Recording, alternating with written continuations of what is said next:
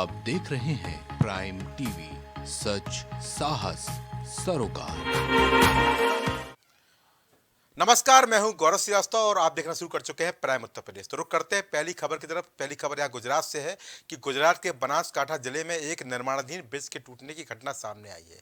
जिले के पालनपुर में आरटीओ सर्किल पर एक ऊंचे ब्रिज का निर्माण चल रहा था, जहां पर ब्रिज के निर्माण के दौरान सबसे अधिक ऊंचाई वाली जगह पर रखी गटर टूट गई। इस घटना में नीचे खड़ा एक रिक्शा और ट्रैक्टर ट्राली इसकी घटना के चपेट में आए और सूचना पर जिला प्रशासन की टीमें पहुंच गई। बचाव कार्य शुरू कर दिया गया।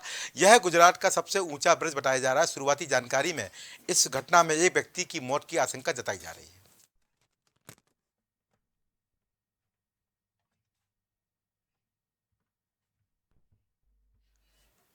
अगली खबर गोंडा से, जहां गोंडा में दबंगों के हौसले बुलंद होते चले जा रहे हैं। मामला देहार कोतवाली क्षेत्र का है, जहां बीच सड़क पर गाड़ी खड़ी करके दबंगों का दबंगी करने का वीडियो वायरल हुआ है। आपको बता दें, दबंगों ने महिला श्रद्धालु और उसके परिवार के साथ मारपीट की, जिसकी वजह से सड़क पर लंबा जाम लग गया।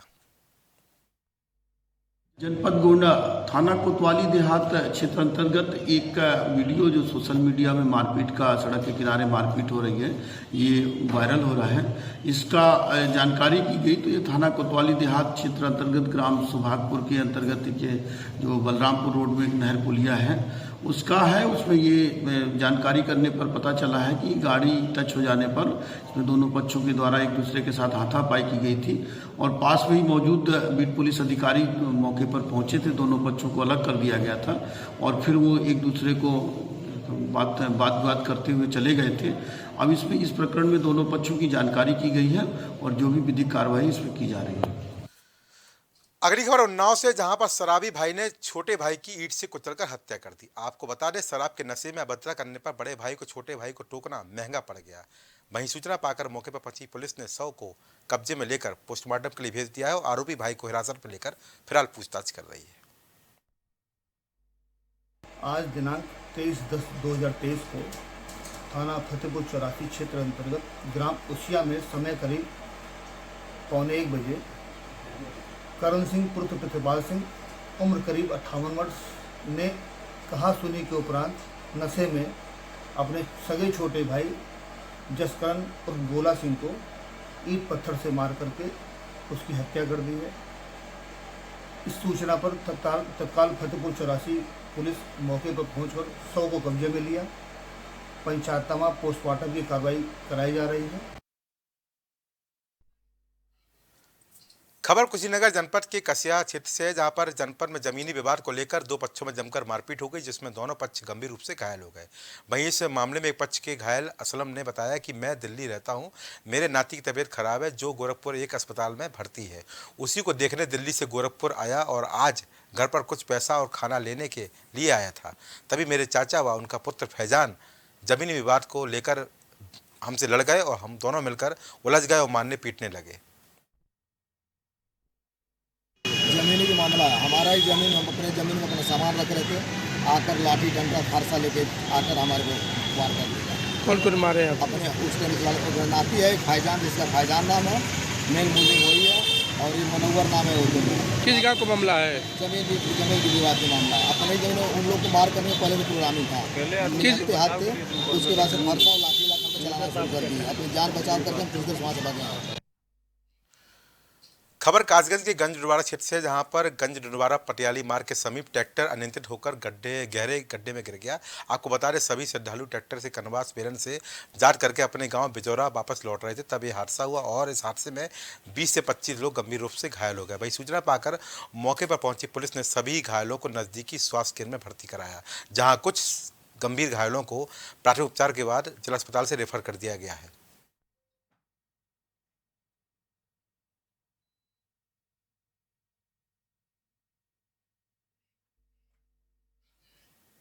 खबर राजधानी लखनऊ से है, जहां पर लखनऊ विश्वविद्यालय में छात्र संघ चुनाव की बहाली को लेकर कैंपस में माहौल गरमाया हुआ है। बीते कई दिनों से छात्रों का अनिश्चितकालीन धरना लगातार जारी है। इसी क्रम में हाईकोर्ट बार के मंत्री सिकंदर यादव छात्रों को समर्थन देने पहुंचे। आइए आपको सुनाते हैं इस दौरान उन्होंने क्या कुछ शब्द कहे। मैं सिकंदर यादव हाईकोर्ट बार के मंत्री हूँ। मैं यहाँ पे छात्र संघ चुनाव की बहाली को लेके हमारे छोटे भाई यहाँ के छात्र सब धरने पे बैठे हैं अनिश्चितकाल धरने पर बैठे हैं। इनकी मांग है कि यहाँ पे चुनाव कराया जाए। जब दिल्ली यूनिवर्सिटी और अदर तमाम यूनिवर्सिटियों में चुनाव हो रहे हैं और पिछली सपा सरकार में तत्काल मुख्यमंत्री श्री अखिलेश यादव जी ने निर्देशित किया था कि कुलपति चाहे तो चुनाव करा सकते हैं, तो वो आज की डेट में क्यों नहीं लागू हो रहा है। खबर बहराइच में है, जहां पर बहराइच में सोमवार को दुर्गा पूजा समिति के आयोजक संजय जायसवाल ने भंडारे का आयोजन किया, जिसमें लोगों को आमंत्रित किया गया। आपको बता दें, इस अवसर पर संजय जायसवाल ने सरकार द्वारा चलाई जा रही जन कल्याणकारी योजनाओं को गिनाया और लोगों से अपील की कि उनका कार्य हो रहा है तो वह अपने जनप्रतिनिधियों के पास जाएं। अगर कोर्ट उनकी सुनवाई नहीं करता है तो पार्टी के उच्च अधिकारियों से भी इसकी सूचना दें। उन्होंने कहा, सरकार हर स्तर पर गरीबों के लिए लगातार कार्य कर रही है, जिसकी जानकारी लोगों तक पहुंचना बेहद जरूरी है और सरकार इसको लेकर बेहद गंभीर भी है। ये नारियल भारतीय जनता पार्टी योगी जी और मोदी जी के आदेश पर घर तक पहुंचकर महिला सशक्तिकरण को अलग नहीं करना, इकट्ठा करना, उनको बताना कि आपको आयुष्मान कार्ड, वृद्धा पेंशन, घर की जितनी परेशानियां, जितने भी सरकारी कार्य हैं, सभी के लिए आपको कहीं जाना नहीं है। आपको अपने सभासद से मिलना है। अगर वो कार्य में कोई दिक्कत आ रही है तो आप मुझसे मिलिए, हमारी पार्टी से मिलिए।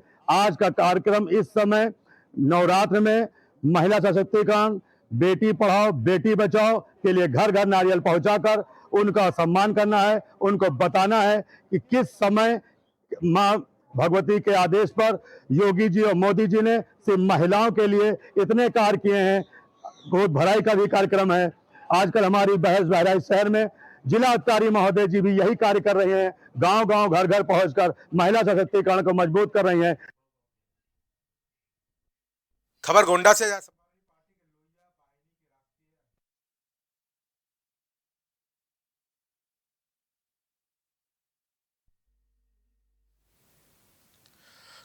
से समाजवादी पार्टी के लोहिया वाहिनी के राष्ट्रीय अध्यक्ष गोंडा पहुंचे, जहां कार्यकर्ताओं ने उनका जोरदार स्वागत किया। आपको बता दें कि कार्यक्रम में शामिल हुए पूर्व मंत्री योगेश प्रताप सिंह मीडिया से बात की, जिसमें उन्होंने कहा कि साइकिल यात्रा को प्रदेश में भ्रमण कर रही है और लोगों को जागरूक कर रही है। इसके अलावा उन्होंने भारतीय जनता पार्टी पर जमकर निशाना साधा। उन्होंने कहा कि अगर इस बार बीजेपी सरकार आई तो हो सकता है जो देश की जनता है उसको वोट डालने का अधिकार भी ना रह जाए, क्योंकि इसलिए हम लोगों ने यह निरंतर प्रयास जारी है कि 2024 में फिर से समाजवादी पार्टी का परचम पूरे देश में लहराया जाए, क्योंकि बीजेपी सरकार लगातार जनता को ठगने का काम कर रही है। हम चाहते हैं कि जनता के बीच भी ये तमाम चीज़ें पहुँचें और लगातार समाजवादी पार्टी की साइकिल यात्रा इस काम को अंजाम दे रही है, क्योंकि समाजवादी पार्टी लगातार बीजेपी को यहाँ पर चुनौती देने का काम करती नजर आ रही है। उत्तर प्रदेश में खासतौर से जिस तरह से नीति चल रही है, अखिलेश यादव को जनता का जनाधार मिल रहा है और पूरे देश में इस समय बीजेपी के विरोध में माहौल है। इस यात्रा का उद्देश्य है इस देश से भारतीय जनता पार्टी के वजूद को 2024 के चुनाव में समाप्त करना, पूरे प्रदेश की जनता को इस बारे में जागरूक करना कि ये भारतीय जनता पार्टी की सरकार पूरे देश के साथ अन्याय कर रही है। बेरोजगारी को लेके, महंगाई को लेके जितनी बड़ी संवैधानिक संस्थाएं हैं, उन संवैधानिक संस्थाओं को भारतीय जनता पार्टी ने उनकी मर्यादा को खत्म कर दिया है, उनको एकदम कठपुतली बना के रखा है। इन सारे बिंदुओं को लेकर के यात्रा निकाली गई है। तो आज के प्राइम उत्तर प्रदेश में इतना ही। देश और दुनिया की तमाम खबरों के लिए देखते रहिए प्राइम टीवी। नमस्कार।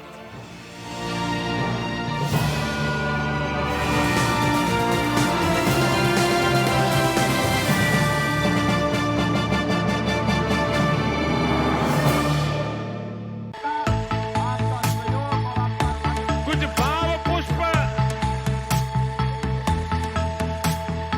आप देख रहे हैं प्राइम टीवी, सच साहस सरोकार।